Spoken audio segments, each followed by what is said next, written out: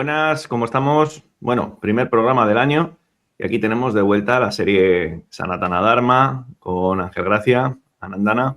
Es un placer tenerte de nuevo. ¿Qué tal? ¿Cómo ha empezado el año? Pues muy bien. Aquí estamos, entre los líos, surfeando Kali Yuga. Encantado Bueno, de estar contigo de nuevo. aquí igualmente, Ángel. Y sí, desde luego, la verdad es que el oleaje arrecia a todos los Sí, niveles. Pero bueno, oye, es parte de nuestra época y si estamos aquí, pues por algo será, ¿no? Hoy vamos a ocuparnos, por cierto, de la segunda entrega de los Yoga Sutra. Hicimos hace un par de meses esta primera entrega que gustó muchísimo. Un texto fundamental para el que quiera y no haya visto esa primera parte, y dejaré el enlace en la cajita de comentarios.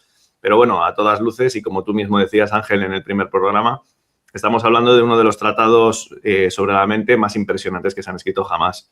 Entonces yo creo que estas herramientas son las que realmente son valiosas en esta época. No tanta prensa, no tanta oficialidad, y vamos a ir un poquitín a la tradición que nos va a dar un enraizamiento que a día de hoy yo creo que es a todas luces súper potente. Así que, compañero, cuando quieras, vamos con esta segunda entrega. pues muy bien, pues nada, vamos charlando, vamos charlando, me vas comentando cuando quieras. Claro. Sí que me gustaría recordar un poco.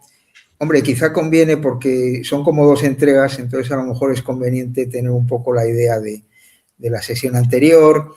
Bien. En la sesión anterior lo que vimos fue el primer pada de los Yoga Sutras. Los Yoga Sutras es un texto esencial y fundamental, es la base del yoga, la base del Yoga Darsana, y el Yoga Darsana es la visión de lo que es el yoga, es ver la realidad desde el mundo del yoga. Es una visión antiquísima, ortodoxa del hinduismo, y está contenida en este texto, en los Yoga Sutras. El otro día, en la primera entrega, vimos el primer pada, tiene 4 padas, 4 libros. El primer pada es complicado, porque siempre estos textos sagrados suelen empezar por la parte más elevada, por la enseñanza más elevada. Y bueno, nos habla un poco de lo que es el yoga de verdad. Sí. Y se llama el Samadhi Pada porque nos habla de lo que es el Samadhi, que es la finalidad del yoga, ¿no? Y bueno, pues como Patanjali lo que hace es recompilar lo que es la visión o la filosofía del yoga que había en aquella época cuando lo escribe, puede ser siglo III antes de nuestra era, un poquito más adelante. Las fechas en el hinduismo antiguas son complicadas, ¿no? No son exactas como en nuestra historia, porque no se les da tanta importancia. Claro. Pero esa visión, pues Patanjali dice, bueno, vamos a ser un poco compasivos, que esto es un poco complicado, os voy a dar la técnica. Y en el segundo pada nos habla sobre todo de lo que es la técnica de este yoga mental, sobre todo, y nos habla de los 8 pasos del yoga, que es lo más conocido de este texto. Es lo que más conocen los profesores de yoga, etcétera. Entonces, pues bueno, pues si quieres, pues empezamos un poco por ahí, por el segundo pada. Perfecto. Sí que me gustaría comentar, yo tengo aquí, tengo muchos textos de los Yoga Sutras, pero yo en este momento aconsejo 2 impresionantes. Uno es Las bases del yoga, de mi maestro, de Swami Satyananda Sarasvati. Es un libro esencial, editorial Kairos, esencial, y nos habla de lo que es el yoga de verdad, desde lo que se conoce de su nacimiento, desde sus primeras impresiones en las Upanishads, en los Vedas, hasta el día de hoy. Y sí que habla unas 60, 70 páginas aproximadamente de los Yoga Sutras de Patanjali, que hace una visión maravillosa. Y luego Swami, que es mi maestro, pues nos aconseja este texto de los Yoga Sutras de Patanjali, de una traducción directa del sánscrito de Óscar Pujol, que para él, que es mi maestro, y del que yo desde luego, pues lógicamente de quien aprendo, dice que quizá en este momento sea la mejor traducción directa que existe del sánscrito al castellano, y tiene muy buenos comentarios, está basada en los comentarios de Vyasa, que es el primer comentarista, con lo cual es muy buen libro y muy aconsejable. Perfecto. Entonces, un poco sobre ello, pues podemos ir sobre lo que es este pada, ¿no? Muy bien. Perfecto. ¿Vale? Venga, pues cuando tú quieras. El Pada comienza con lo que es, se llama el Sadhana Pada. Sadhana quiere decir el libro de la práctica. Ajá, Entonces, vale. vamos a la práctica del yoga. Vais a ver que lo que yo diga hoy va a tener muy poquito que ver con lo que es la práctica del yoga que se hace a día de hoy en un gimnasio, por ejemplo. Entonces, bueno, es que hoy en día tenemos acroyoga, tenemos wine yoga, o sea, tenemos. Sí. Ya se ha vuelto un poco paródico, sinceramente.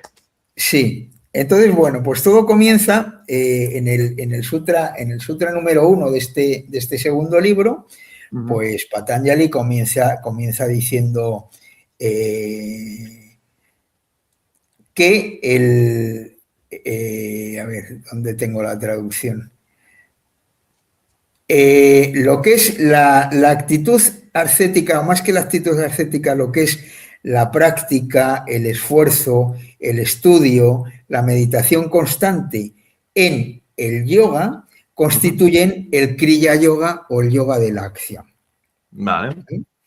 O sea, vamos un poquito con el yoga de la acción, pero con el yoga práctico. No es el yoga de la acción del que habla la Bhagavad Gita, que es el yoga de la acción, sino ese yoga práctico que nos va a ir llevando hasta la meta del yoga, que es, acordaros, que es el liquidar todas las fluctuaciones mentales, tener una mente absolutamente plana, calmada, trascender la mente, instalarlos en nuestra propia naturaleza y construir, entrar en el absoluto.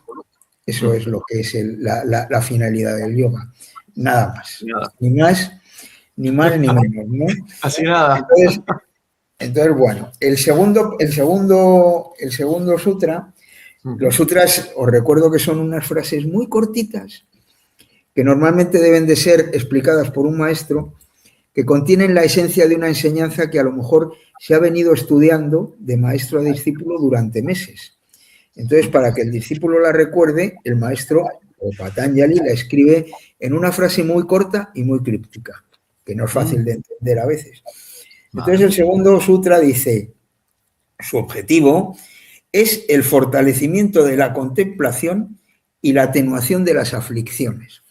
El otro día di un pequeñito toque a lo que son las aflicciones. Entonces, ahora comienza un poco la explicación de lo que vamos a hacer en la práctica, que va a empezar un poquito más adelante, ¿no?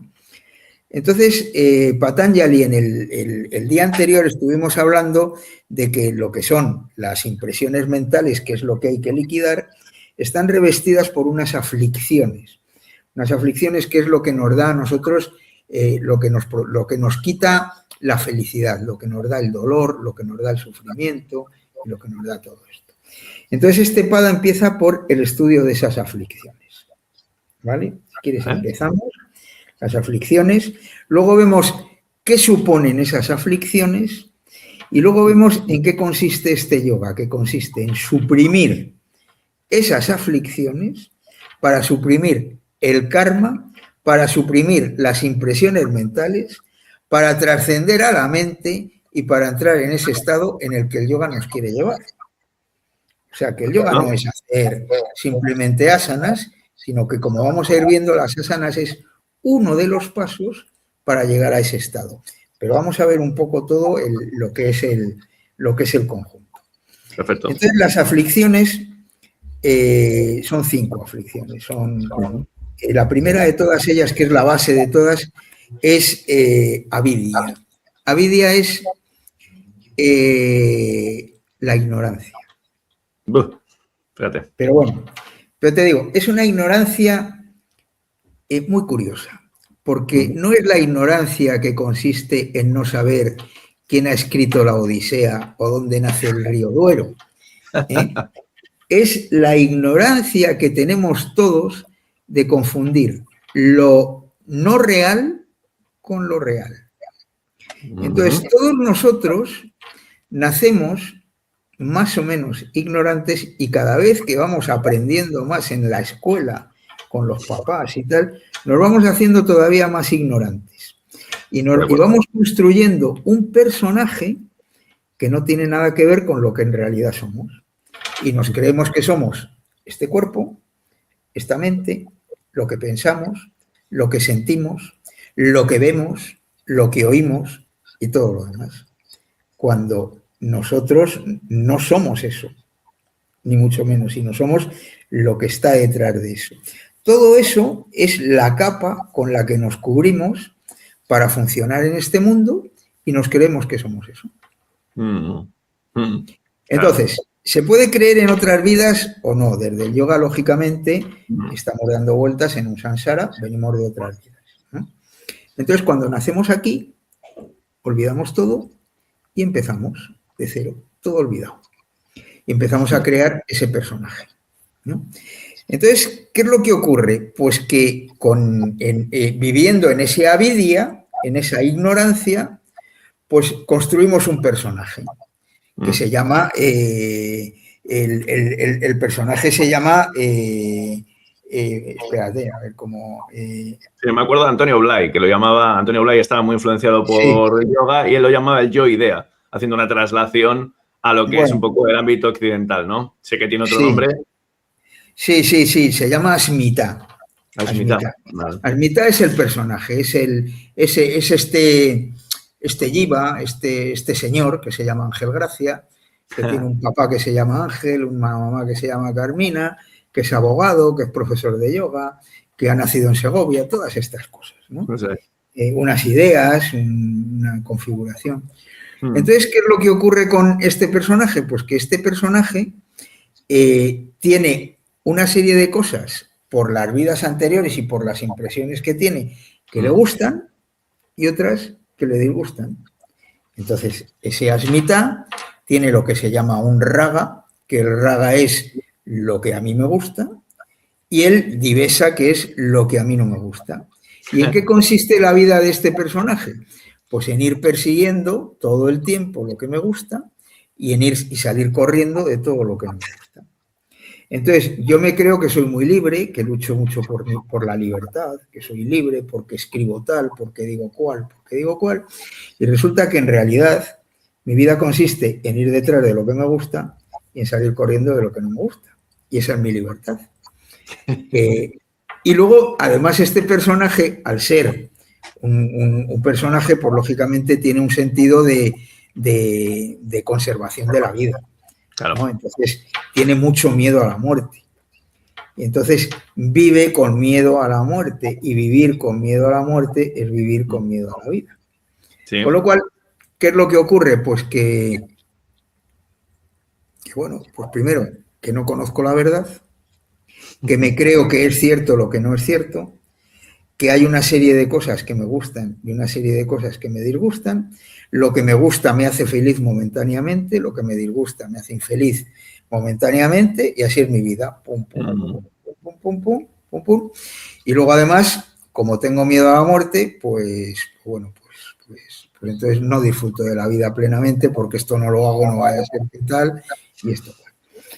Y eso es un poco. ¿En qué consiste el yoga? Pues el yoga consiste en eliminar todos estos kleshas a través del trabajo que vamos a ir haciendo y en el cual nos vamos a ir introduciendo. Muy bien. Pero para conocer todo esto, pues esta primera parte del Pada nos habla de más cosas.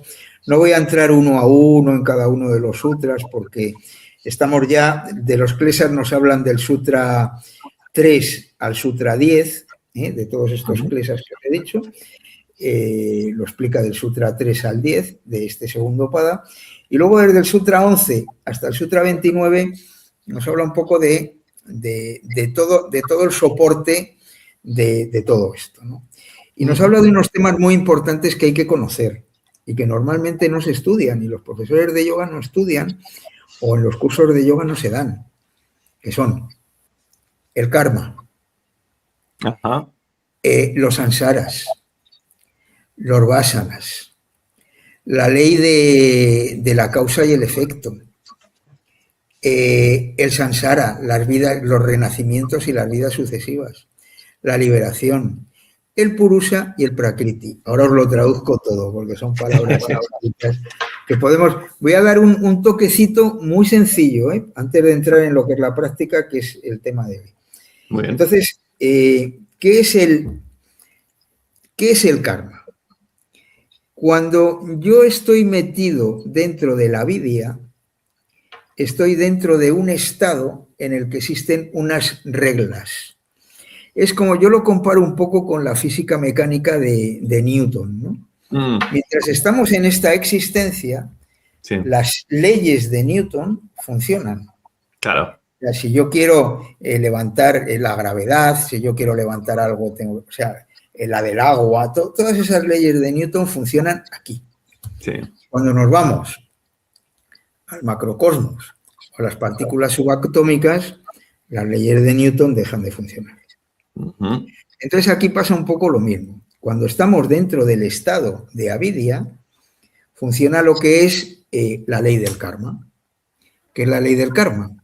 Pues que la ley de la causa y la ley de efecto. Mis buenas acciones van a tener un fruto en el futuro y mis malas acciones van a tener un fruto en el futuro. Claro. Esto es una base fundamental dentro del hinduismo, ¿no? Todo lo que yo hago hoy va a tener una consecuencia mañana. Va a haber un antes, una hora y un después.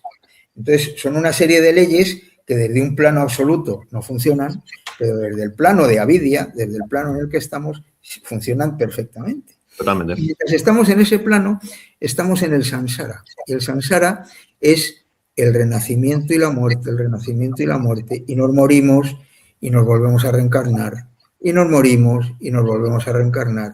Y así, pum, pum, pum, pum, pum. Y es de donde todas las tradiciones espirituales, desde el budismo hasta el Advaita Vedanta, hasta el yoga, hasta el Sankhya, todas nos quieren sacar de ahí, de esa rueda que es irreal, en realidad, ¿no?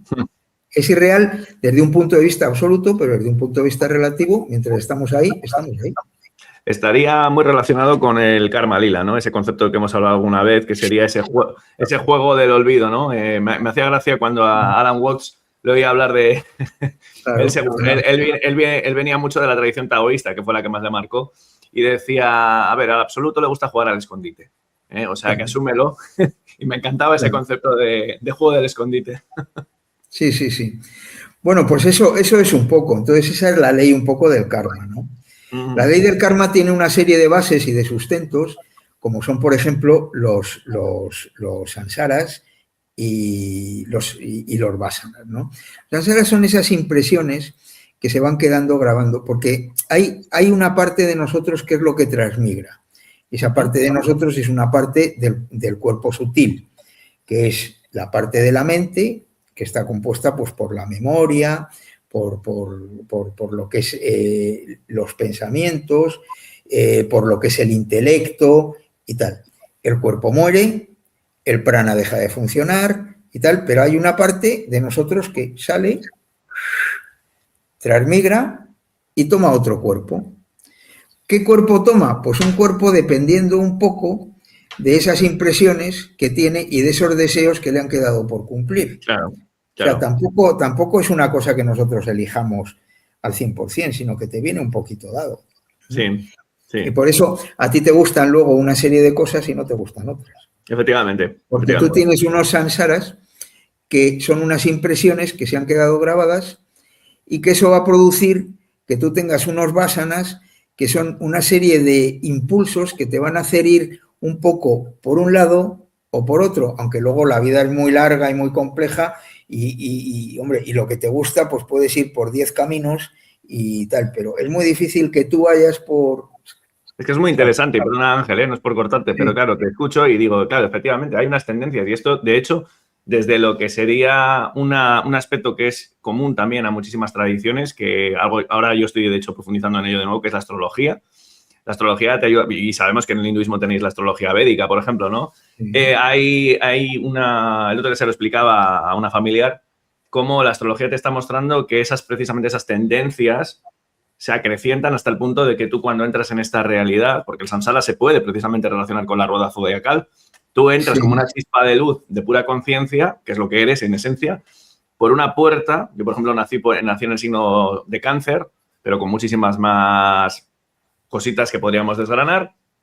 Y eso acrecienta todo esto que tú estás contando, que a día de hoy a los espectadores que tengan un poco de escepticismo en este punto, podemos escribirle como internamente deseos no resueltos nos llevan a repetir situaciones. Claro. Blay, hace poco, en un libro precioso que me leí de él, Blay hablaba de que la autorrepresión, y fíjate a día de hoy hasta qué punto está presente, Ángel, en un mundo tan correcto políticamente hablando, que nos estamos todo el rato autocensurando. Claro, eso lo que él hablaba es que eso se quiere expresar, eso se quiere vivir, eso quiere salir fuera. Si nosotros lo estamos sepultando, nos va a llevar a volver otra vez. O sea, a los espectadores quiero decirles esto, el samsara no solamente es entre vidas, el samsara es ya, es hoy. Es un bucle constante de volver a repetir. Entonces, ¿qué no pasará? Días de índole emocional y mental no vividas en una vida física, que eso no se va a diluir, esa energía está ahí y es lo que conforma esto que Ángel estaba diciendo y es lo que yo creo sinceramente y siento que va a querer otra vez pues ocupar un cuerpo físico para vivir eso que no se ha dejado vivir. Sí. Sí, incluso lo que tú dices en esta vida, sí. Hay una serie de impresiones que se nos olvidan, se quedan grabadas en el subconsciente, pero ahí están, o en el inconsciente, un poquito más consciente, pero también inconsciente, y ahí están, ¿no? Eso nos va a llevar a una serie de tendencias. Bueno, pues eso es un poco los samsaras y los vasanas que nos van llevando un poquito. ¿Dónde queremos llegar? Pues queremos llegar a superar todo eso, a eliminar todo eso.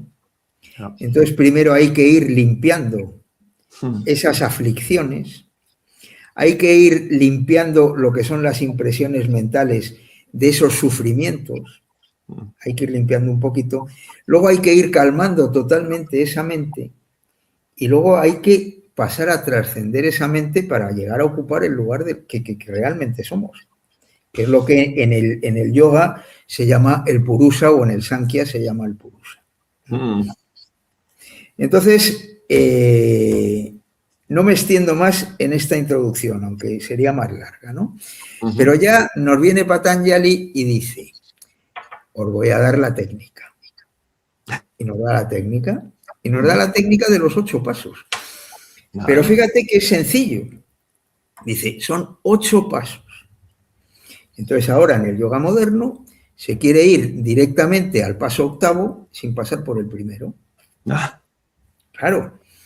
Entonces, ¿cuáles son estos 8 pasos? Que son, yo creo que conocidos por la mayoría de la gente que nos está escuchando, ¿no? Que son los yamas, que son las abstenciones, lo que se debe de evitar. Los niyamas son una serie de acciones que se deben de fomentar. La asana, que es la postura, que ahora entraremos en ella. El pranayama, que es el control de la respiración. El pratyahara, que es la interiorización de los sentidos hacia adentro. Ese sería todo el yoga externo. Y ya pasamos a lo que es el yoga interno, que sería dharana, dhyana y samadhi, que sería concentración, meditación y absorción o samadhi.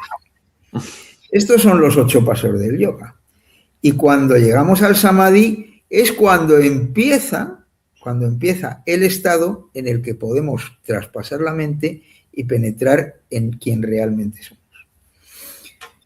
Entonces, si quieres, vemos un poco cada uno de los pasos que nos dice Patanjali. Claro que sí. Y ya está, ¿no? Nos habla de, en el Sutra ya 29 empieza con los yamas. Empieza con lo que se debe de evitar. Esto, yo lo que veo en formaciones nuevas de yoga, porque a mí me interesa y lo miro y tal. Pues hace poco estuve mirando la formación de yoga de lo que antes se llamaba el paro o el INEM, que ahora se llama ¿cómo se llama ahora el paro? ¿Ahora tiene otro nombre? No, sí, ahora tiene otro nombre. Bueno, como lo cambian todo de nombre, bueno, pues también está haciendo cursos de yoga, de profesores de yoga, y ciertas escuelas de yoga. Dicen, bueno, lo que hay que hacer es acoplar el yoga a la vida moderna, entonces los yamas y los niyamas vamos a quitarnos los de en medio. Qué bien. porque no son cómodos. Entonces, los yamas y los niyamas son la base, el sustento y el fundamento para poder conseguir una mente calmada. Nada más. No son mandamientos de la ley de Dios, no son obligaciones. Es algo que tú, según vas practicando el yoga, te vas dando cuenta de que es que esto hay que hacerlo, ¿no? Claro, claro. Entonces, ¿el primer yama cuál es? El primer yama es ahimsa. Ahimsa es no violencia. Mira. Entonces, tú no puedes ser violento si quieres llegar a ese estado yógico al que queremos entrar. Si tú quieres hacer gimnasia, sí. ¿No? Pero si tú quieres hacer yoga, no puedes ser violento. ¿Y a qué se refiere Patanjali con no ser violento? Pues bueno, los sutras es que son tan bonitos, algunos, sí, doy fe. que bueno, ahimsa. Dice,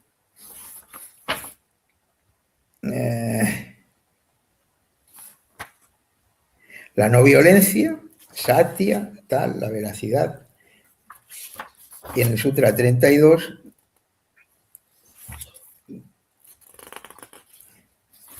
a ver, ¿dónde está la no violencia? Ahimsa, la no violencia. Cuando se afianza la no violencia, los que están cerca de nosotros abandonan el odio y abandonan una actitud violenta. Yo esto lo he visto en los Mahatmas. Yo lo he visto con Ama, lo he visto con Swamiji. A Swamiji se le acercan los niños y entran en un estado de paz. Tú te pones al lado suyo y entras en un estado de calma, de quietud, de no violencia. ¿Por qué? Pues porque se transmite, ¿no? Entonces, esta no violencia tiene que ser en varios niveles. Siempre empiezas por lo más evidente, hombre, no pegar un puñetazo a uno. No violencia física, pero también hay una no violencia verbal que a veces hace mucho más daño que la física. No, desde luego. Y sobre todo, en ti mismo, no tener una violencia mental. Claro. Que es lo que tenemos que evitar. Y ahí es donde queremos llegar. No ser violentos mentalmente, no tener pensamientos violentos. ¿Te puedo hacer una pregunta? Sí, claro.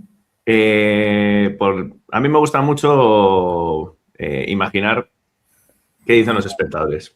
Para el que no lo sepa, Ángel y yo estamos grabando el programa, los que lo estáis viendo, que sepáis que es en diferido. Entonces, me gustaría imaginarme qué puede plantear un espectador, ¿no? Y en este caso soy yo mismo. Sí. ¿Y por qué te lo digo? Porque en este caso digo, bien, por supuesto, la violencia es algo, vamos, totalmente reprochable. Pero es evidente que en este mundo en el que vivimos, y eso es una lección de las Upanishads, que a mí me marcó, la que más posiblemente, en este mundo todo es alimento de todo. ¿Qué quiero decir con esto? Que hay evidentemente un aspecto combativo, un aspecto de rigor, un aspecto de severidad, un aspecto de marcaje de límites.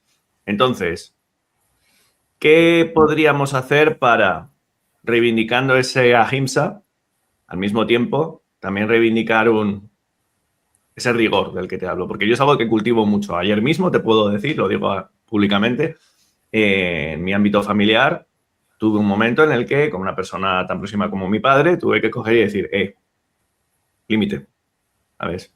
Y veracidad. Y me tuve que poner severo, tuve que alzar un poco mi tono de voz. ¿Qué quiero decirte con esto? ¿Cómo hermanar esos dos elementos?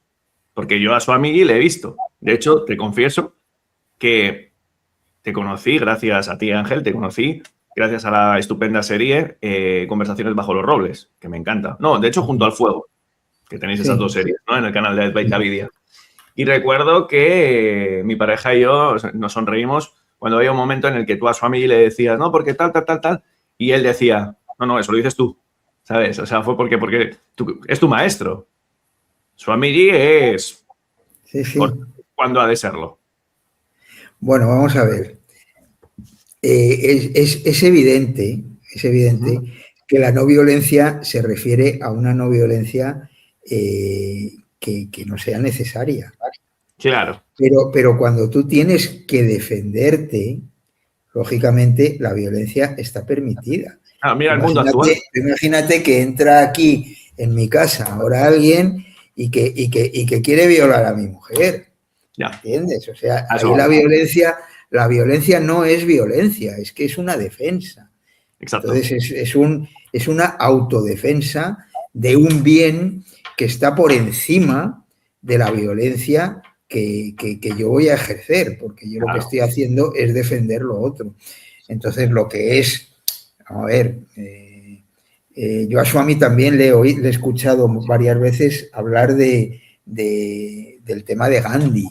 Gandhi llevó el tema de la no violencia a un estado quizá excesivamente elevado, ¿no? Entonces, hay veces que te tienes que defender, lógicamente.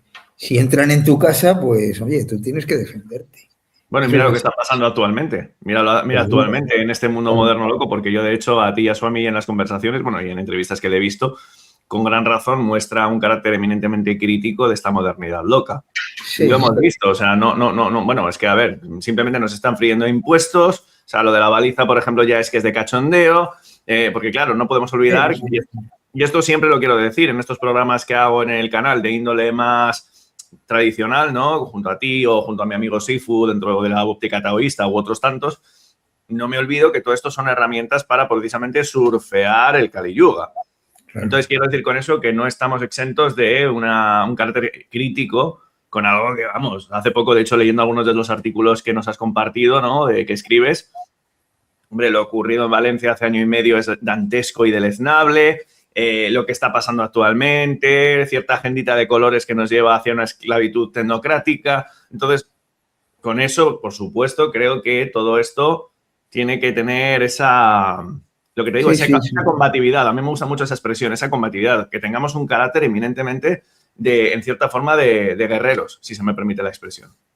Es que ya verás, porque según lo voy un poco desarrollando, sí, la no violencia es un poco la base de todos los llamas y ni llamas. Mira. Entonces es un poco la base fundamental, pero que tiene que estar revestida un poco por todos los demás. Entonces, tú puedes ser no violento, pero puedes defenderte, pero también a la hora de defenderte, hacerlo de una manera que no sea, o sea, vamos a ver, que sea lo violenta que necesitas ser para tu defensa.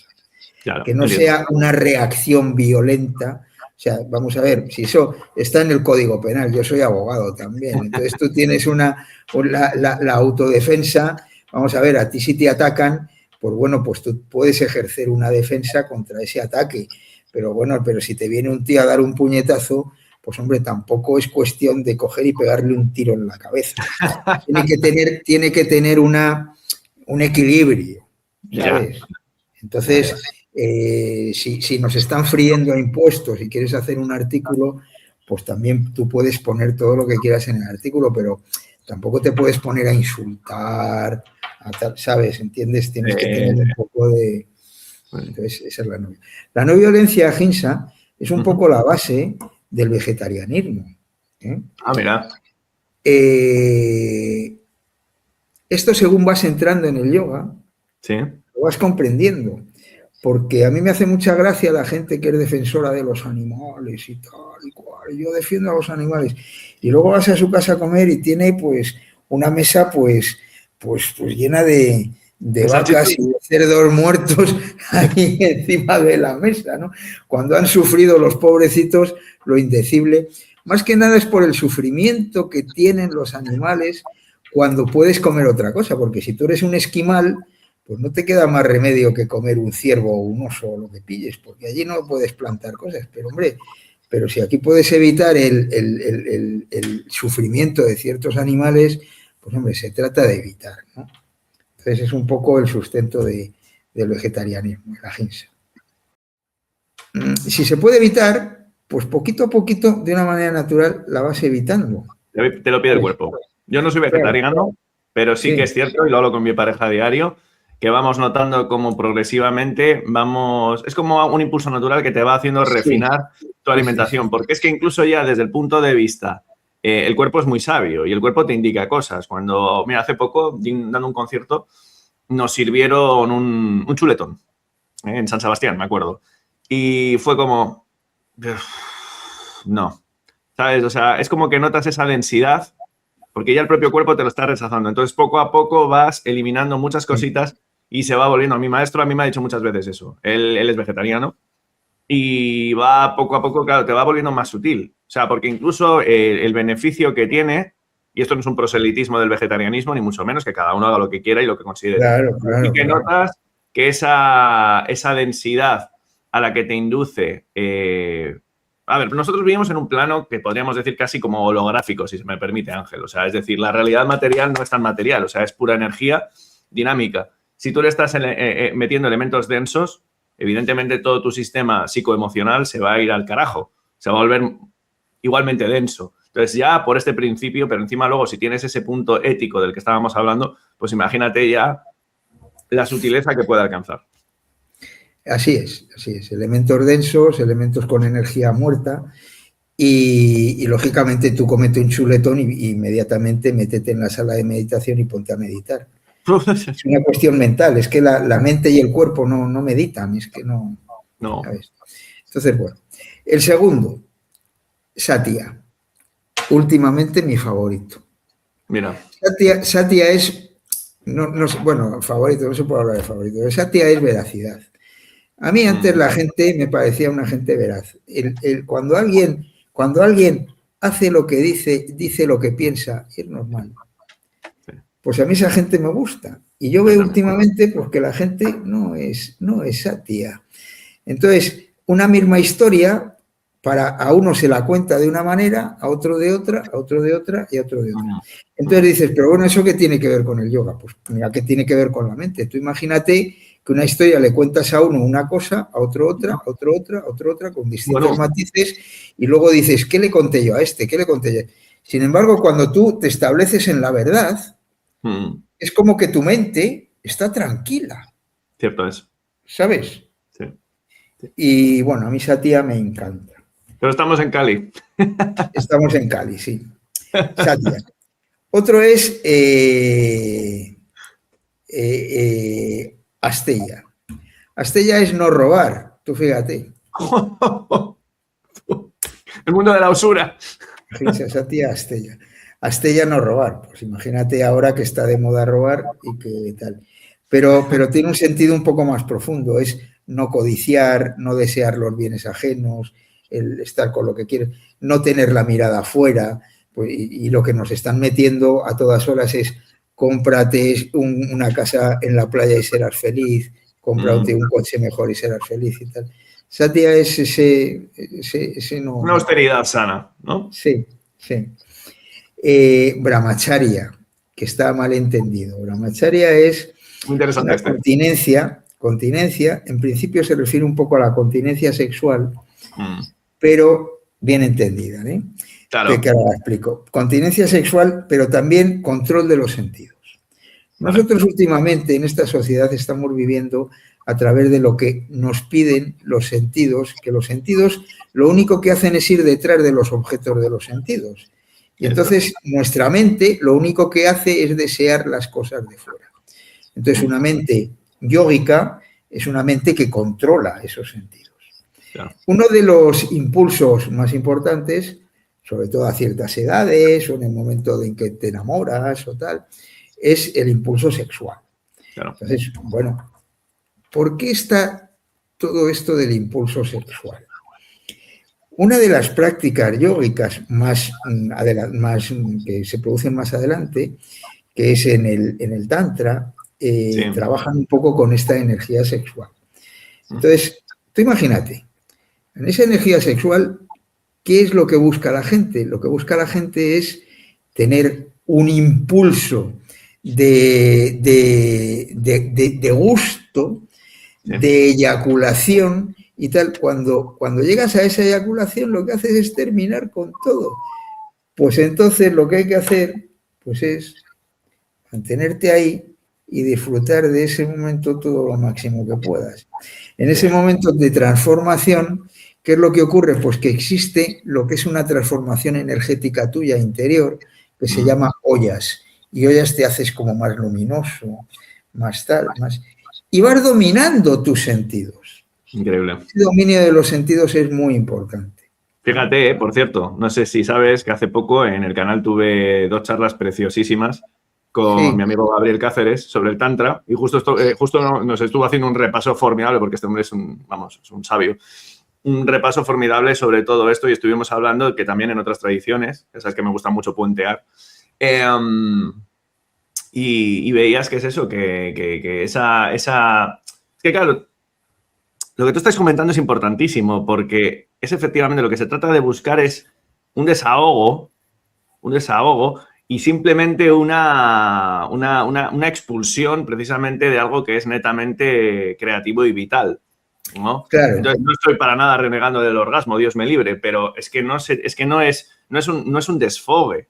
O sea, yo, de hecho, cuando hace unos años el primer libro que me leí sobre este tema fue Tantra y Sexo, un pequeño tratado de Osho, que me pareció preciosísimo. Hace poco se lo dejé, de hecho, a una amiga, porque, bueno, pues razones personales de ella. Y ya daba un dato bastante brutal, Osho, en el año 73, creo que cuando escribió este libro, que hablaba de que el 75% de las mujeres norteamericanas, en este caso, fingían su orgasmo. O sea, fíjate hasta ese punto al que hemos llegado, ¿no? O sea, es decir, primero buscamos un desahogo de algo que no tiene por qué ser un desahogo. Por lo tanto, cerramos la puerta a algo maravilloso y sagrado. Y luego ya encima llegamos al siguiente punto, que es que ya fingimos ese desahogo. O sea, quien no quiera ver que todo esto está al revés, que se lo haga claro, mirar. claro. Pero bueno, en el yoga la finalidad es un poco ese dominio de los Ahí está, sentidos, ¿no? claro. Y esa transformación energética de algo que tú quieres expulsar en algo interior y llevarlo hacia el interior y elevarlo hacia arriba y transformar lo físico en algo espiritual, Eso es. es Eso lo que es. puede transformar todo lo que es Claro, todo claro. esto. Y luego el último llama es aparigraja. Aparigraja es la no acumulación. No acumulación. Siempre empezamos por lo físico. Si te das cuenta, fíjate yo que soy yógico, a veces miro la casa y digo, pero ¿por qué tengo tantas cosas? El día que me vaya de aquí, madre mía, ¿qué voy a hacer? ¿No? Pero empiezas por las cosas. Pero luego, lo más importante de la no acumulación es la no acumulación de conocimientos que no sirven y de pensamientos, de ideas, de creencias y de todo esto, ¿no? Que es lo que ocupa nuestra mente de tal manera que no nos permite tener una mente vacía, tranquila, en la cual podamos entrar y podamos permanecer. Claro. Entonces, todos estos llamas y ni llamas empiezan siempre desde lo más físico y van elevándose a lo mental y van elevándose a lo espiritual y van elevándose a lo trascendental. O sea que son una base. Vale. Vamos a los ni llamas. Hombre, yo estoy disfrutando como un niño. Dale. Bueno, pues vamos a los niyamas. Los niyamas es lo que se debe fomentar.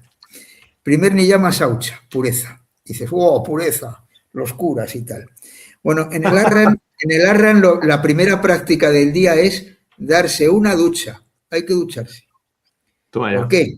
Pues por varios motivos. Primero, porque una ducha primero te quita el olor físico, te limpia.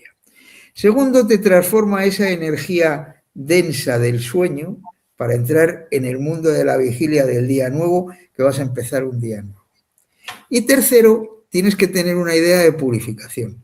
Si tú te vas a la India, en la India lo primero que hacen, en Benarés, se van al Ganges y se meten dentro del río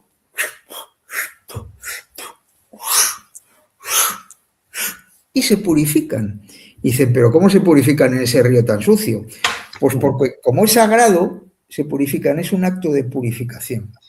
Entonces, si tú comienzas el día purificado, el día cambia, Cierto.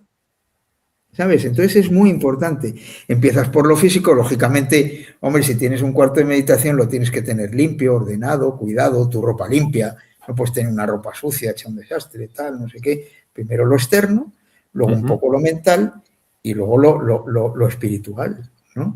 Si tú empiezas el día con una idea de purificación y de sacralidad, todo cambia. Cierto es. Cierto. Entonces, una idea más, una Venga. práctica más. Otra más, Santonsa. Santonsa es contentamiento. El mundo es el mundo. Y el mundo viene, va, y pase lo que pase, tú te vas a llevar un disgusto porque mañana pues han entrado en casa de tu madre, o porque tal, o porque cual, o porque te ha llamado no sé quién y te ha dicho no sé qué, y el mundo es el mundo. Entonces, no quiere decir que, bueno, pero hombre, pero tómate las cosas con contentamiento. Hay una historia que os la voy a contar porque es que es maravillosa. Claro. Nos la cuenta mucho Swamiji, que la contaba su maestro, Swami Muktananda, muchas veces. Swami nos la cuenta muchas veces, para explicar Santonsa. Está Nasruddin terminando de cenar con su esposa Fátima y la dice: qué bien he cenado, Fátima. Me tomaría un poquito de queso de postre porque es muy bueno para las uñas y para el pelo. Y va Fátima a la nevera a sacar el queso y le dice: Nasruddin, malas noticias porque el queso se ha terminado. Le dice Nasruddin: perfecto, porque es muy malo para la digestión y para el tener un sueño agradable. Y le dice Fátima: pero entonces, ¿en qué quedamos, Nasruddin? ¿En lo primero o en lo segundo? Dice: pues hombre, si hay queso en lo primero y si no hay queso en lo segundo. Oye, esto es muy taoísta esto, ¿eh? Entonces, tomarte la vida así, con Santonsa, con contentamiento, sí, pues te cambia el estado mental, ¿no? Claro. Entonces, aunque te vengan las cosas, eso no quiere decir que te conformes con lo que te venga, sino que Claro. te viene una cosa así, en vez de empezar, bueno, vamos a ver si lo regalamos, ya nos ha venido el lío y tal. Santonsa. Me encanta. Saucha, Santonsa, tapas. Tapas es una práctica poderosa que da fuego a tu vida y a tu práctica.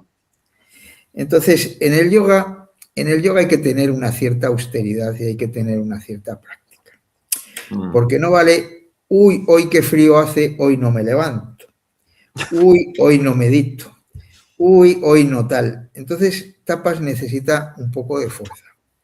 Entonces, tapas es eso que te hace levantarte, meditar un rato todas las mañanas y tal. Y a la larga, eso es maravilloso porque si lo dejas de hacer, pero eso en todos los aspectos de tu vida. Si tú quieres correr una maratón, pues tienes que correr 5 días a la semana, porque es que si no, no la vas a correr. Si quieres entrar en el yoga y en una mente calmada, pues tienes que tener una práctica y tienes que tener una fuerza que te va dando un fuego interior. Claro. Tapas. El Svadhyaya, que se lo digo yo a mis alumnos de yoga. Digo, vamos a ver. Vosotros cuando estudiáis algo, cuando estáis en una disciplina, pues leéis o estudiáis algo, ¿no? Si tú quieres aprender guitarra, aparte de tocar un poco todos los días, pues tienes que estudiar un poquito de la guitarra, de la música, de tal y cual. Pues en el yoga yo lo que veo es que muy poquitos se leen, hay algunos, pero muy poquitos se cogen un libro de yoga y se ponen a estudiarlo. Bueno. Se ponen a leerlo o se ponen a tal. Entonces, Svadhyaya es un poco meterte en la disciplina, meterte en los textos sagrados, meterte en todo esto, ¿no? Claro. No es más que eso, que es importante también.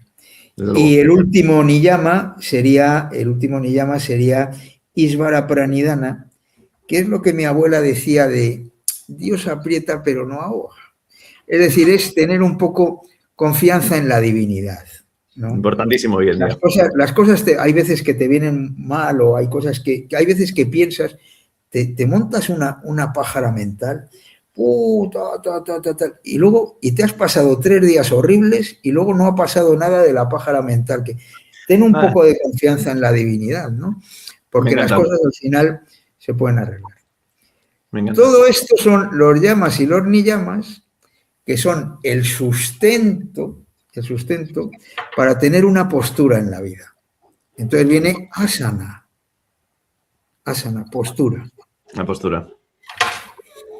Y el asana es lo que últimamente se enseña en las clases de yoga. Vamos a hacer un asana. Pero es que el asana, claro, el asana Patanjali no nos describe las asanas, pero sí que nos dice que stira sukam asanam.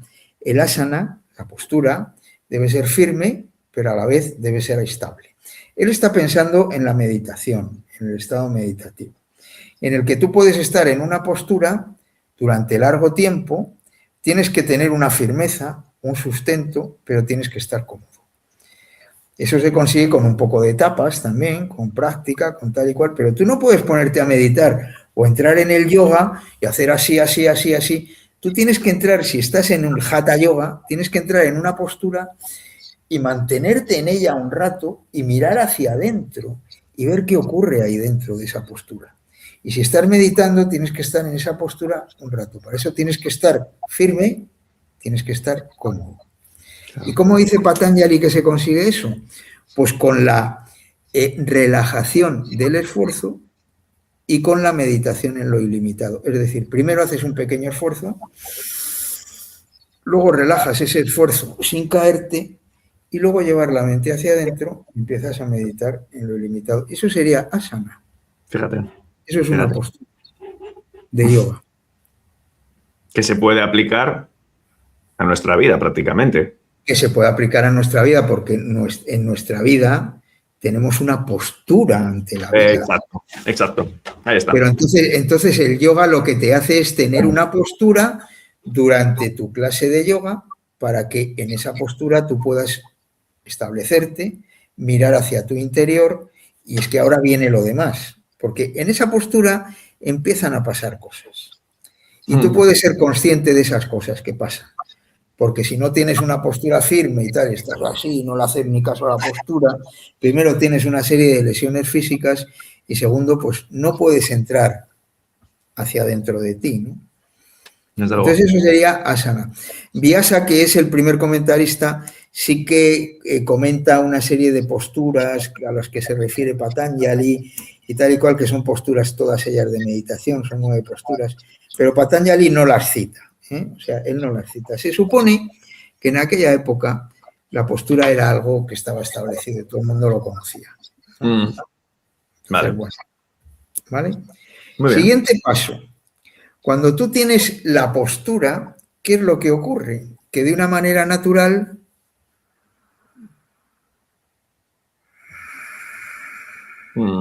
comienza a fluir la respiración. Claro. Y la importancia que tiene, madre mía. ¿Qué es lo que ocurre con la respiración? Pues la respiración es ese puente, primero, es aquello que da vida al cuerpo. Totalmente. Cuando venimos a este mundo y nos vamos de este mundo y se acabó. Efectivamente. Durante todo el tiempo que este cuerpo está en este mundo, está respirando. Cuando no hay respiración, no hay vida en el cuerpo. Entonces, ahí surge lo que es la respiración. Pero es que además la respiración es el puente entre el cuerpo y la mente. Es imposible, yo diría imposible, no lo sé, a lo mejor es posible, yo creo que es imposible, tener una mente tranquila con esta respiración. O tener una mente enfadada con esta respiración. ¿Qué es lo que ocurre? Si tú dominas la respiración, estás enfadado y ese enfado lo puedes eliminar. Absolutamente. Si tienes una mente ra, ra, ra, ra, ra, ra, ra, ra, a través de la respiración puedes entrar en una mente así, tranquila. Entonces, es muy importante. Para tener una respiración correcta, tienes que tener una asana correcta, porque si tú tienes una asana así, tu respiración va a ser... Eso es. Si tienes una asana correcta, tu respiración va a ser correcta. No, yo fíjate si le doy importancia a esto, Ángel. Al ser profesor de canto. Claro. Imagínate. Pero es que además, gracias a mi maestro tiene una frase que me encanta, es muy simple. Es, la respiración es el sustrato biológico de tus emociones. Así estás a nivel emocional, así vas a respirar. Si tú coges, y lo que tú acabas de decir. Entonces es un regulador. Pero no solo eso. En ese sentido, remito a los espectadores a que revisen el programa que hicimos sobre las Upanishads, porque en las Upanishads se da una importancia capital. Así como antes decía esto de que en esta realidad todo es alimento de todo, el alimento se combustiona porque nosotros somos. Literalmente nuestro cuerpo, ¿qué es? Es un mecanismo de combustión, prácticamente. Sí. ¿Y cómo se combustiona? ¿Cómo nuestras células procesan esa energía que ellas mismas son? Mediante el oxígeno.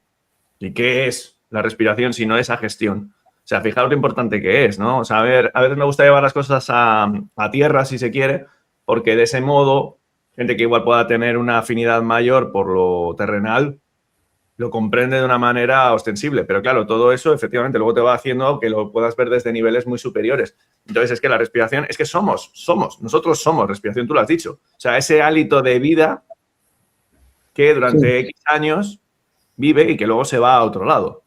Es importantísimo.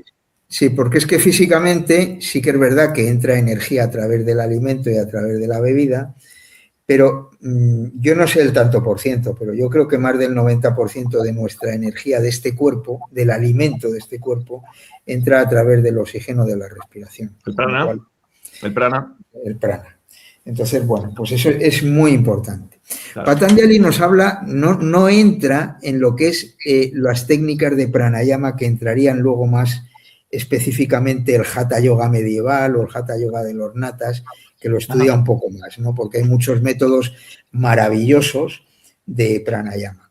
Pero sí que nos habla de 3 tipos del kumbhaka. El kumbhaka es ese estado en el que no hay respiración. Te habla de tres kumbhakas. El kumbhaka externo, cuando tú terminas de exhalar, hay una pausa. El kumbhaka interno, cuando tú terminas de inhalar, hay una pausa antes de empezar a exhalar. Pero luego está el más sagrado y el más elevado, que es cuando entras en estado meditativo, hay un kumbhaka natural en el que no respiras. Es verdad. Eso quiere decir que has entrado, porque hay gente que se preocupa y dice, es que no respiro, estoy preocupado. Entonces ya empieza la mente tal y cual. Pero eso quiere decir que has entrado en un estado de calma mental en el que hay una parada de la respiración. ¿Qué es lo que ocurre? Que no hay movimiento físico, no hay movimiento sonoro,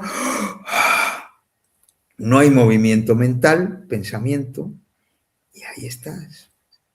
Eso es. Entonces es muy importante ese punto. Tremendo. Siguiente paso de Patanjali, llevamos yamas, niyamas, asana, pranayama. Siguiente, pratyahara. De una manera natural, cuando hemos dado estos 4 pasos, de una manera natural, nuestros sentidos van hacia adentro. La energía de nuestros sentidos siempre va hacia afuera. Los ojos a los objetos, el oído hacia el sonido, etcétera. No me extiendo.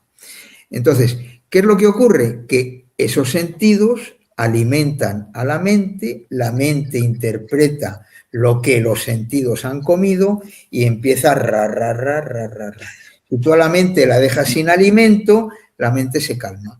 Pero claro, esto no se puede hacer con esfuerzo, sino esto, dando los pasos anteriores, se produce de manera natural. La mente sin alimento entra en un estado más calmado. Pratyahara.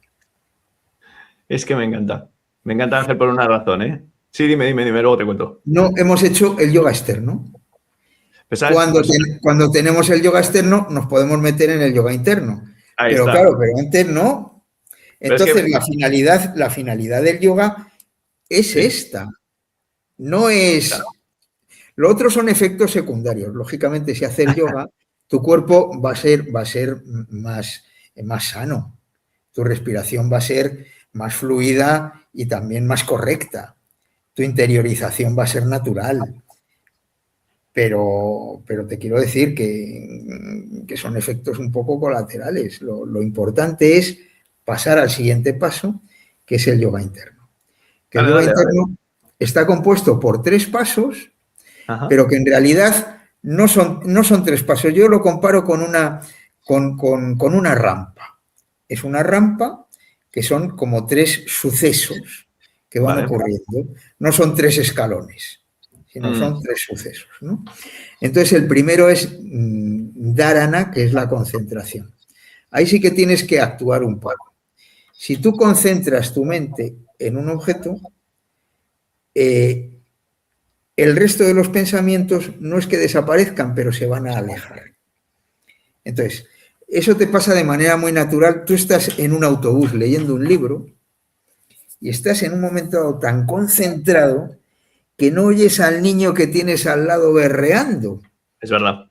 O te pones a meditar y a veces te molesta el ruido de un perro que está ladrando fuera, pero a veces estás tan metido dentro de la meditación que ni escuchas No es que tus oídos no oigan, es que tu mente no escucha lo que tus oídos han oído. ¿Por Ay, qué? amigo. Porque has utilizado una técnica que es la concentración. Claro. Entonces el yoga utiliza la concentración. Utiliza la concentración, tiene varios tipos de concentración. En un objeto, en una figura, en algo externo, en la foto de tu maestro, por ejemplo, en algo más sutil, como por ejemplo la respiración. Tú estás concentrado en tu respiración, estás metido en eso. O en algo más sutil todavía, que es en el sonido interior del mantra.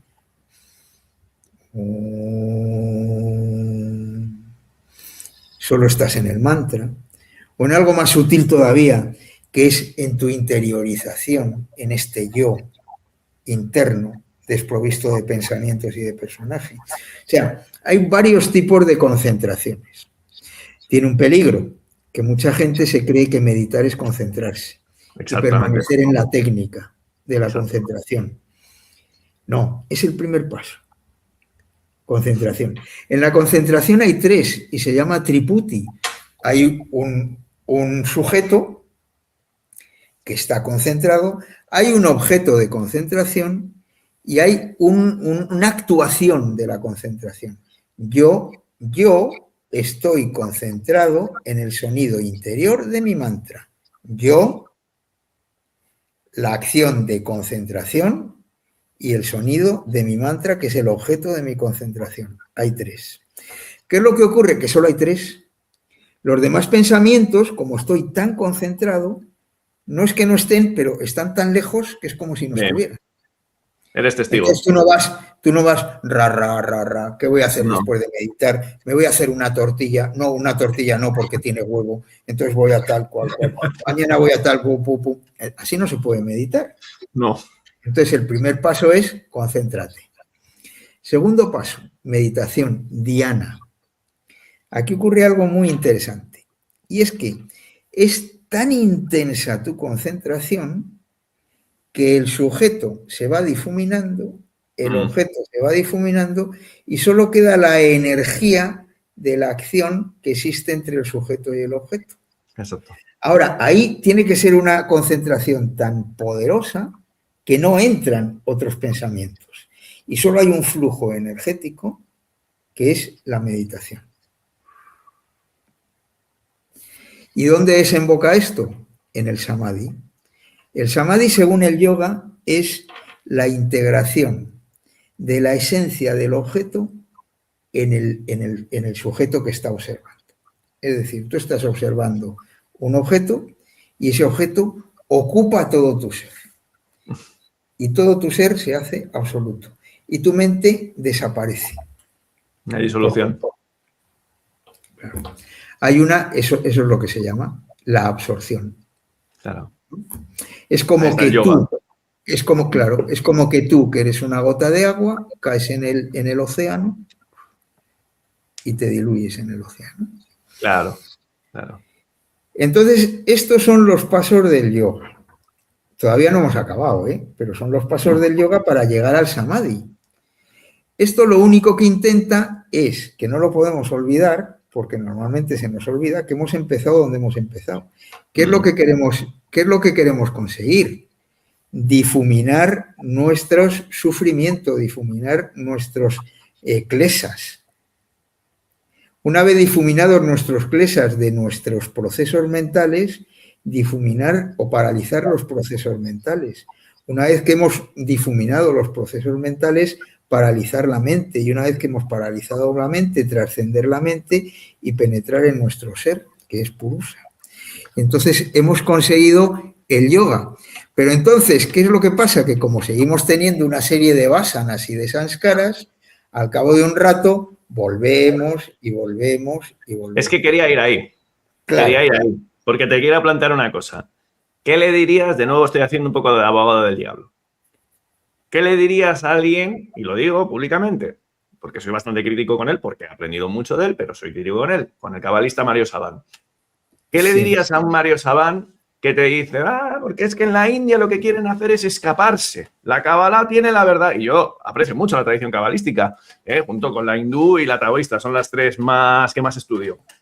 Pero ¿qué le dirías a alguien como Mario Saban que te dice, no, porque la Kabbalah lo que quiere es bajar ese estado a la tierra. Y yo digo, ya, pues, si yo no veo a alguien como tú, Ángel, que quieras escapar de este plano de realidad por acceder a Samadhi. O sea, es decir, esa interacción se produce, ¿no? O sea, es decir, llegas a esos estados, entrenas, trabajas con devoción para todo esto que venimos describiendo en este programa y en otros, pero con el fin de ser un ser humano íntegro. Sí. Entonces, ¿qué le dirías a alguien así, que lo ve desde ese punto de vista tan crítico? Porque, por cierto, y antes de dejarte, la Kabbalah también tiene Samadhi, se llama Bitul, que significa aniquilación del ego, o de Bekut, unión con Dios, yoga. Entonces, señores, no seamos tan cínicos, es mi punto de vista. Bueno, yo lo que diría es una cosa. Yo lo que veo con esta serie de religiones, abrahámicas, pues como judaísmo, cristianismo, incluso el islamismo, es que lo que dicen es que lo único cierto es lo que ellos dicen y lo demás es incierto y incorrecto. Entonces todos tenemos que pasar por ahí. Yo no digo ni que sea bueno ni que sea malo, pero lo que sí que es malo es que lo que dicen es que lo único cierto es esto. En el hinduismo siempre se ha visto que existe una realidad, esa realidad se ve por las personas de distintas maneras y de distintos puntos de vista, por sus vasanas, su educación, su lugar de nacimiento, lo que sea, ¿no? Y entonces por eso existen una serie de visiones distintas. Claro. Y estas visiones distintas, pues esa realidad se puede visualizar desde el yoga, desde el Sankhya, desde el Advaita Vedanta, desde distintos puntos de vista. Y ellos aceptan lo uno y aceptan lo otro, ¿no? Entonces, yo no digo que lo que yo esté diciendo hoy sea verdad. Incluso si yo me pongo a hablar de Advaita Vedanta, pues a ti te podrá parecer que yo estoy hablando de Advaita Vedanta y que yo lo que estoy diciendo es la única realidad. Y hoy que estoy hablando de yoga, te puede parecer que lo que estoy diciendo es la única realidad. No, yo practico yoga y yo soy un vedantino, ¿entiendes? O sea, que es que no lo sé, y yo respeto a los yogis, Entonces, yo no digo que sea absolutamente correcto el yoga o todo absolutamente correcto del Vedanta y lo demás no valga para nada. Claro. Yo lo que veo es que hay distintos personajes, distintas personas que tienen más afinidad con esto o con esto. Y lo que veo de estas religiones abrahámicas es que lo único real es lo que dice su religión. Bueno, y así están. Claro, a mí es lo que me echa un poco para atrás.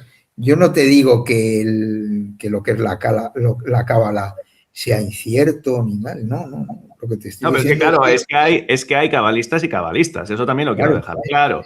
Porque claro, hay gente de un nivel de integración tremendo. Por ejemplo, si tú lees a Halevi, que ya falleció, Halevi te lo habla y te lo puentea y te dice, bueno, nosotros tenemos un cierto método y tal, pero esto es parangonable, pues yo qué sé, por ejemplo, me acuerdo de un libro que leí de él que te decía, no, pues mira, nuestra visión de la reencarnación es parangonable en algunos sentidos al budismo tibetano porque vemos lo del bardo, pero lo llamamos de otra manera, etcétera.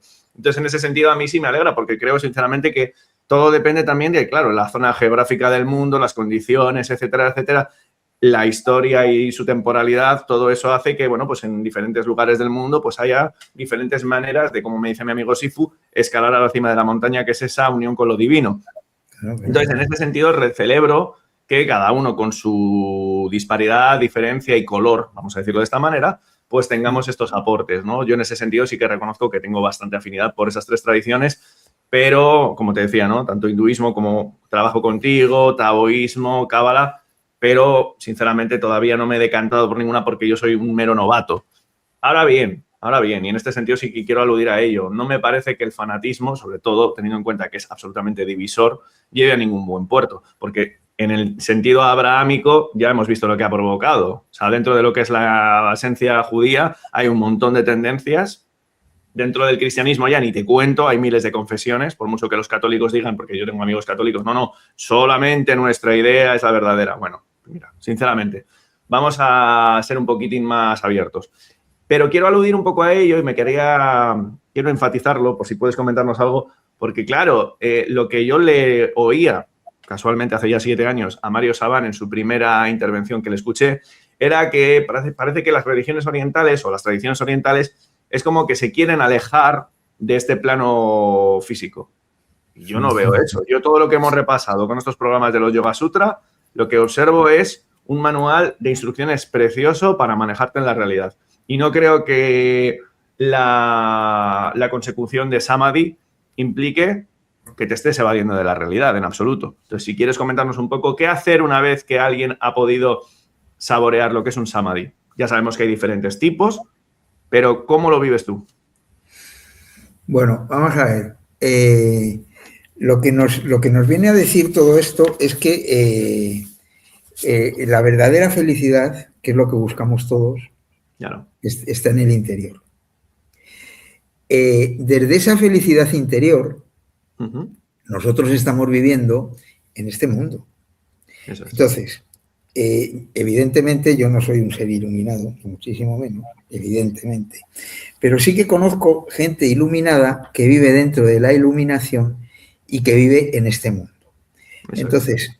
Y he leído la vida de muchos Mahatmas, de Ramana Maharshi, de muchísima gente, ¿no? Entonces, ¿qué es lo que ocurre? Ellos están instalados en esa felicidad interior y desde esa felicidad interior interactúan en este mundo.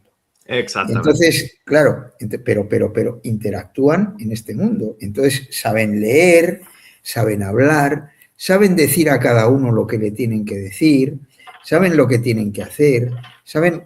Lo que pasa es que lo viven, que no tienen su felicidad puesta fuera, sino que su felicidad está dentro. Claro. Su manera de intervenir en el mundo es mucho más alegre, mucho más beneficiosa para todo el mundo y mucho mejor incluso para ellos mismos.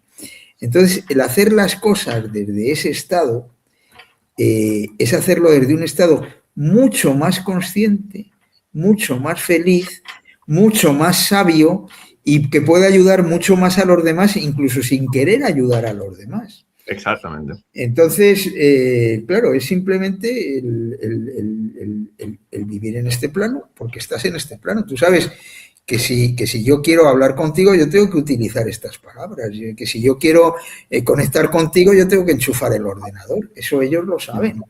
Que si tienen que cruzar una calle, pues tienen que apretar el botón para que se ponga verde el muñequito. Eso lo saben. Es lo que quiero decir. Ellos claro, no cruzan en la calle.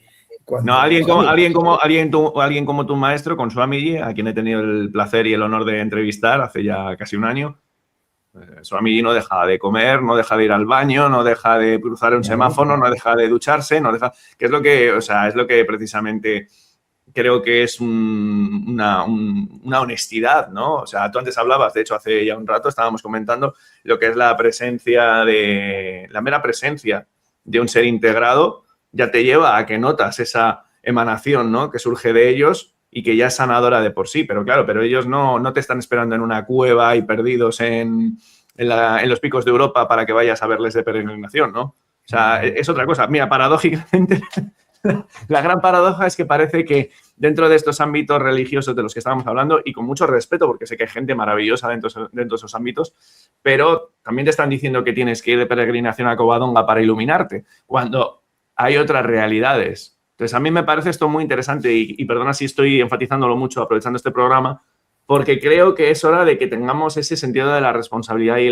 de la coherencia dentro de lo que es la vida en este plano de realidad. No se trata de evadirse. Ya sabes que en el canal he tocado muchas veces esa evasión espiritual y, francamente, no te voy a decir que la combato, pero sí que en cierta manera la denuncio. Me parece muy importante. No te evades, simplemente lo que haces es no poner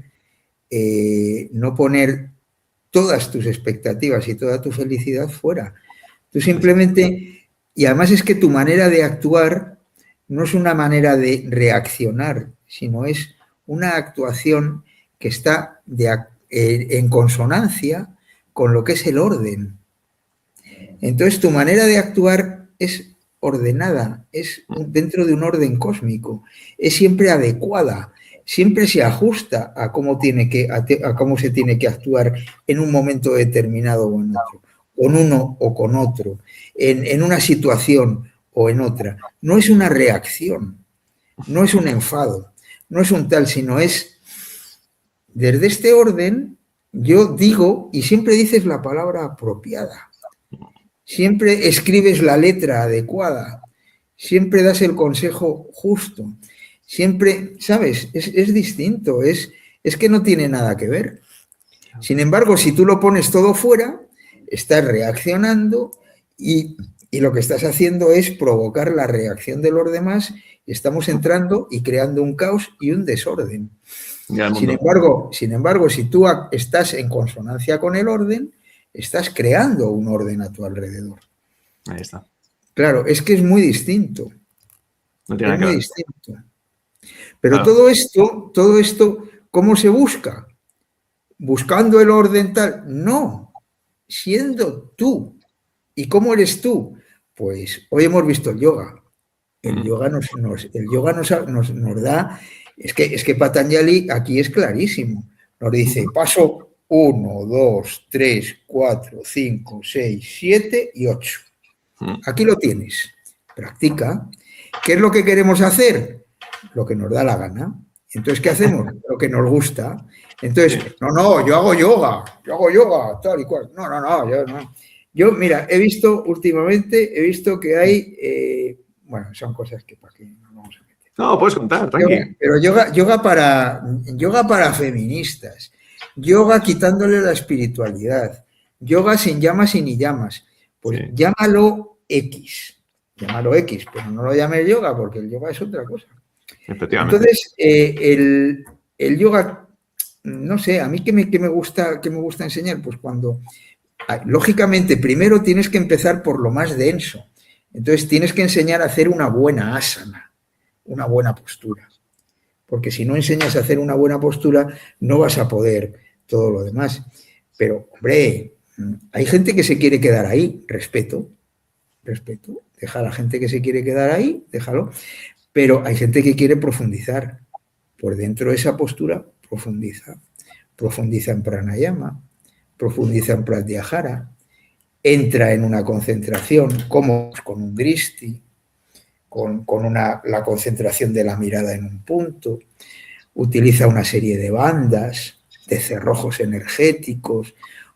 Si todo esto está escrito, si es que lo que no podemos hacer es inventarnos cosas para ganar dinero y para que nos venga más gente y para tal. Está todo escrito, vamos a dar lo que han escrito los sabios. Ahí está. Ellos lo saben todo. Sí, y cuanto más atrás nos vamos, más sabían. Estos Yoga Sutras de Patanjali son algo impresionante. Es un tratado que lees y cada vez que profundizas más te das cuenta de lo maravilloso que es y de lo poco que sabemos. Inagotable. Sí. Inagotable.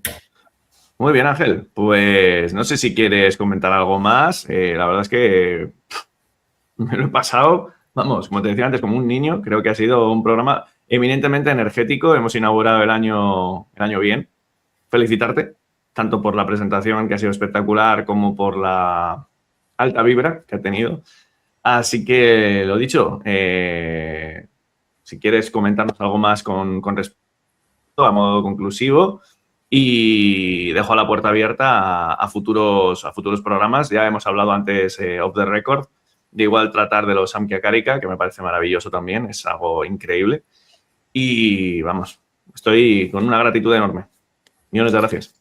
Pues nada, yo te lo agradezco a ti porque a mí, bueno, es un tema, ya sabes, que a mí me encanta hablar de estos temas. Lo amas. Yo lo amo profundamente. Hombre, sí que es verdad que procuro en el programa explicarlo de una manera un poco así sencilla y tal, y yo no sé porque aquí se puede profundizar más o menos, ¿no?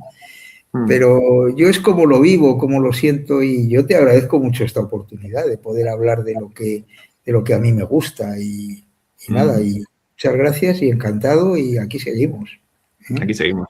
Sí, no, el agradecimiento es mío, créeme, porque además de reflejar esa enorme pasión, que me parece importantísimo, es una palabra que siempre reivindico, nos hace reencontrarnos con esa sacralidad, me parece muy importante. O sea, de hecho, si hay algo que estoy tratando de hacer, Ángel, a día de hoy, intento animar a los espectadores, y estas herramientas son clave para ello, es darnos cuenta de que todo lo que estamos viviendo actualmente, toda esta distopía alocada que cada vez se pone más enrevesada, Tiene un sentido. Tiene un sentido. Para mí lo tiene claramente, incluso desde el punto de vista abrahámico, ¿eh? O sea, hay un arquetipo en el cristianismo que habla de una segunda venida. Y para mí va con eso. ¿Cuál es la segunda venida? La recuperación del amor, entre otras cosas. Porque el amor está muy diluido a día de hoy en la sociedad. Y todas estas, insisto, todas estas herramientas, todas estas revisiones de las tradiciones, creo que son pinceladas preciosas para apelar a que la gente despegue el pie del acelerador, observe las cosas de una forma más eficaz. Tú lo has dicho. Está escrito, está guionizado, para el que lo quiera de una forma mental, ahí tiene la receta. Y de esa manera, ya no te voy a decir darle la vuelta. Mira, hay una cosa que Swamiji me comentó cuando charlé con él hace unos meses y me encantó. Yo le quise llevar un poco en la entrevista por un repaso a lo que podía implicar Kali Yuga y él me dijo, mira, Javi,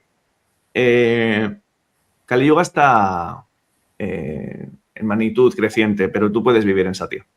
Sí. Y creo que es nuestra labor individual encarnar esos valores. Sí, sí. Por eso. Muy bien. Un placer. Pues un placer. Siva, Siva. Hasta la próxima, que sea pronto y aquí estamos. Cuenta con ello. Muchísimas gracias. Como siempre, también a los espectadores podéis dejarnos vuestras sugerencias, comentarios y todo lo que queráis en la cajita correspondiente y continuamos. Abrazo a todos. Un abrazo.